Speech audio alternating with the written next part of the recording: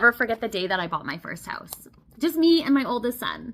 And I had spent years before that being the victim of my circumstances. I had student loan debt, so I was the victim of why didn't my family save money for my school? I was the first person to get a degree.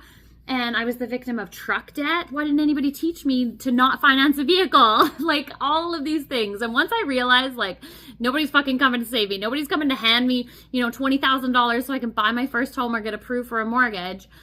I had to start shifting who I was. I stopped focusing on like, what can I do? How can I do it? And I just literally was like looking at around me at like the decisions that I made to get myself where I was. I really looked in the mirror and I was like, okay, these are your financial decisions that put you in this situation. This is your income. I think at the time I was only making $68,000 a year. Like, here's what you need to do. You need to become the person that can fucking do this. It required me getting very honest about my finances. And then once I started showing up as that person, like in my rental home, I even just started acting differently. I started to have more care for my home. Something fucking magical happened.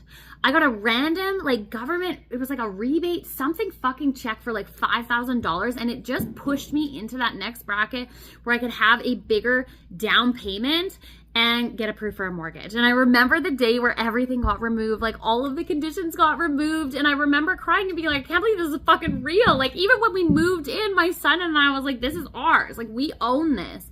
And like since then now, like I have 2 houses, we have 6-figure incomes. Like my husband and I have 2 homes together. And like, it is incredible what happens when you show up as the person who has it. The world becomes the mirror. It reflects it back to you. When you are operating from this like lack mindset of like hustling and grinding and how, that is what you get back in your face. You actually get more barriers and more obstacles. But when you do the identity work and you become the person who holds the fucking goal, who holds the delusional goal, that is when magic fucking happens. And that is when you achieve everything you want.